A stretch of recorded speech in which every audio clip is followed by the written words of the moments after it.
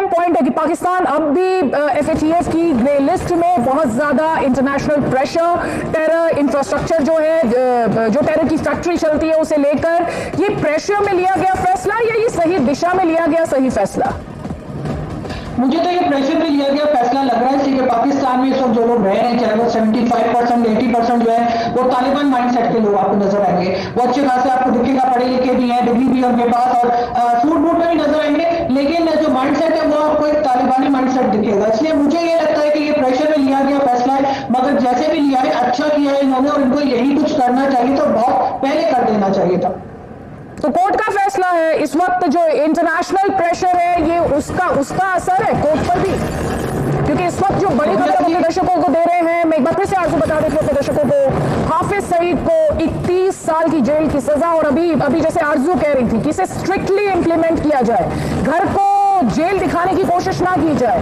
पाकिस्तान की कोर्ट द्वारा यह फैसला सुनाया गया है, आतंक विरोधी कोर्ट का यह फैसला है, 3,40,000 रुपए का जुर्माना भी लगाया गया है। और आपको यह समझना होगा, इंडिया की मोस्ट वांटेड लिस्ट में, और इसके अलावा जो संयुक्त राष्ट्र के वैश्विक आतंकियों की लिस्ट है उसमें भी हाफिज सईद शामिल है, और अमेरिका द्वारा भी उस पर इनाम का ऐलान किया गया है, हो रखा। आरज़ू देखिए, बिल्कुल ये चीज जो है पाकिस्तान को बहुत पहले कर लेनी चाहिए थी, लेकिन जैसे मैंने कहा है कि यहाँ पे जिस तरह का मुल्ला माफिया और जिस तरह की यहाँ पे माइंडसेट बन चुका है, ये काम आसान नहीं था। लेकिन इस वक्त एफएटीएफ की तलवार हमारे सर पे लटक रही है, इसके अलावा भी बहुत सारे इंटरनेशनल प्रेशर है जिसकी वजह से पाकिस्तान को ये स्टेप लेना पड़ा है। अब चाहे मजबूरी में करना पड़ा हो, लेकिन इन्होंने ये किया है, और अब मैं वही कह रही हूँ कि प्रॉपर तरीके से इंप्लीमेंट करके और जेल में ही रखना चाहिए। जैसे इन्होंने पहले जिसने पेशावर स्कूल पे भी अटैक किया था, एहसान, उसको भी दामाद बना के रखा हुआ था और फिर गायब भी कर दिया। तो वही चीज ना हो, और ये देखना होगा कि इनको वाकई में जेल में डाल रहे हैं या सिर्फ एक फैसला आया है उसके बाद उसके ऊपर अमल होता है या नहीं। इसमें पॉलिटिक्स की कितनी, पॉलिटिकल प्रेशर की कितनी गुंजाइश आपको दिखाई देती है? क्योंकि हम जिस पॉइंट में ये डिस्कशन कर रहे हैं, बड़ा फैसला कोर्ट द्वारा तो लिया गया है, लेकिन पॉलिटिकल गुंजाइश, पॉलिटिकल संभावनाएं कितनी है? अब्बासी, जरदारी, बिलावल भुट्टो, ये कितना उस प्रेशर को बरकरार रख पाएंगे, या हम इसमें बदलाव देखेंगे? मैं खासतौर पर आतंक के संदर्भ में ये बात कर रही हूँ। नहीं, देखिए, इस वक्त जो है वो ना सिर्फ हाफिज सईद की बात है, बल्कि कई तरफ से जो है, चाहे दूसरी कंट्रीज में, उधर से भी पाकिस्तान के ऊपर बहुत प्रेशर है कि वो इस तरह के लोगों को रोकें, और इस तरह के जो अटैक्स हो रहे थे, कई दफा हमारे बल्कि परवेज मुशर्रफ ने भी कहा कि हमने जिहादी तैयार किए, हमने उन्हें जो है वो कश्मीर में भेजा, अफगानिस्तान में भेजा, इस तरह की स्टेटमेंट्स आ चुकी है। और अब हर एक को मालूम है कि असल में हमने क्या गलती की थी, जो हम बार बार कहते हैं कि जी हम अफगानिस्तान की जंग में हम अपने आप को बड़ा बताते हैं कि जी हमने तो बड़ी वॉर ऑफ टेरर लड़ी है, तो वो सबको मालूम है। और अब ये चीज जो है वो पाकिस्तान मजीद इसके साथ नहीं चल सकता। इसलिए मेरे ख्याल है, चाहे वो जरदारी साहब हो, चाहे PMLN हो, या कोई भी दूसरी पार्टी हो, वो पाकिस्तान के इंप्रेशन ठीक करने की कोशिश करेंगे, और उसका यही तरीका है कि इस तरह के लोगों को अरेस्ट किया जाए और प्रॉपर सजा दी जाए, ताकि पाकिस्तान भी प्रोग्रेस कर सके और आगे बढ़ सके।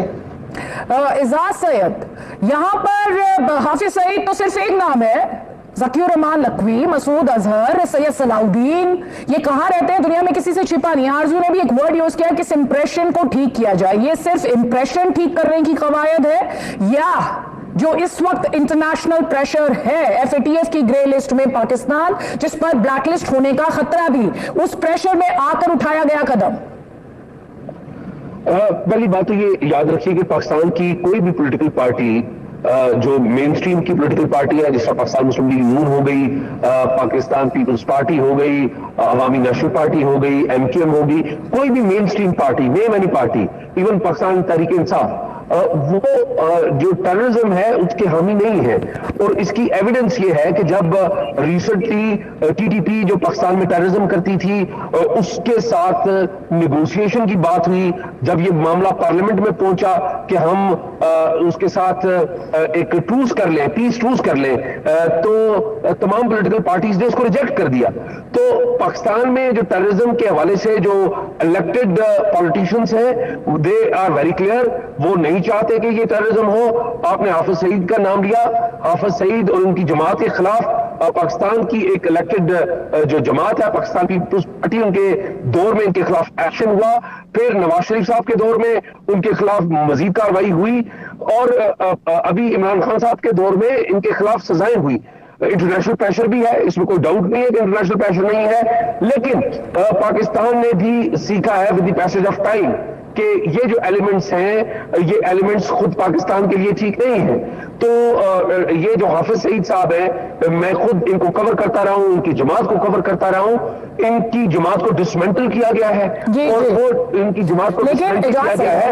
एजाज सैयद इन्हीं के दौर में वो जेल जाता है, बाहर भी आता है, घूमता भी है, भारत के खिलाफ बयानबाजी भी करता है, जलसे भी करता है, भारत के खिलाफ जहर भी उगलता है। ये भी तो हकीकत है, ये भी तो देखा। देखिए सुनिए, बात सुनिए। पहली बात तो ये है कि जिस तरह भारत के अंदर बहुत सारे ऐसे एलिमेंट्स हैं जो पाकिस्तान के खिलाफ जहर उगलते हैं, इस तरह वहां पे भारत में भी फ्रीडम ऑफ एक्सप्रेशन है इन टर्म्स ऑफ पाकिस्तान।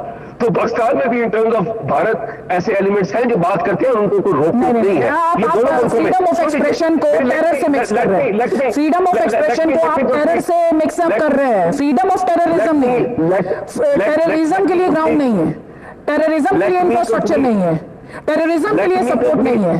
कोई टेररिस्ट इस तरह से आकर बयानबाजी नहीं कर सकता है, जेल जाए, बाहर आ जाए, भारत के खिलाफ जहर उगलना शुरू कर दे या किसी और मुल्क के खिलाफ जहर उगलना शुरू कर दे। सर इसकी गुंजाइश नहीं है एजाज सैयद, या आप उसे बेहतर जानते हैं, या आप उसे बेहतर जानते हैं। जनरल सिन्हा आपको जवाब देना चाह रहे हैं। मैं ये कहना चाहता हूं अदिति, ये क्या इनकी सोच है freedom of speech and expression? क्या हिंदुस्तान के किसी आदमी को यूनाइटेड नेशंस ने ग्लोबल आतंकी घोषित किया है? क्या अमेरिका ने किसी पे रिवॉर्ड रखा है कि इसको जिंदा मुर्दा लाओ? तो ये हाफिज सईद को जनरल मुशर्रफ ने क्या कहा था कि हाफिज सईद नेशनल हीरो है, तो आप तो आतंकी को प्रोटेक्शन देते हो। मुजफ्फराबाद कोटली में ट्रेनिंग सेंटर है, आप हाफिज सईद को टेरर फंडिंग करते हो और आप इस तरह की बात करते हो। देखिए ऐसा है कि हाफिज सईद सचमुच में, यदि अभी पाकिस्तान ने जो नौटंकी किया है, जो कोर्ट का ऑर्डर है 31 साल, सवाल यह है कि आप सचमुच सोचते हो कि वो आतंकी है तो उसको शूट एट साइट ऑर्डर क्यों नहीं देती है पाकिस्तान सरकार? क्यों नहीं देती है? जब वो सांप है और खतरा है पाकिस्तान के लिए और पाकिस्तान की धज्जी उड़ा रहा है अंतर्राष्ट्रीय स्तर में, तो उसको शूट एट साइट ऑर्डर क्यों नहीं देते? क्योंकि आप दे नहीं सकते। आप सलाउद्दीन हाफिज सईद के बिना रह नहीं सकते। आप दोनों को हथियार की तरह इस्तेमाल करते हो हिंदुस्तान के खिलाफ। ये तो मैं कह रहा हूं आप, और आप इस राक्षस की तरह हंस रहे हो। मतलब आप लोग की जो प्रवृत्ति है ना, प्रवृत्ति है, मैं समझता हूं। ऐसे नहीं सर, ऐसे आप इतने वरिष्ठ हैं जनरल सिन्हा, इस तरह से निजी टीका टिप्पणी नहीं सर, इस तरह की निजी टीका टिप्पणी नहीं। आप इतने वरिष्ठ हैं, नहीं आप इतने वरिष्ठ, सब रिस्पेक्ट करते हैं, इस तरह से आपकी सब रिस्पेक्ट करते हैं। प्लीज इजाजत है।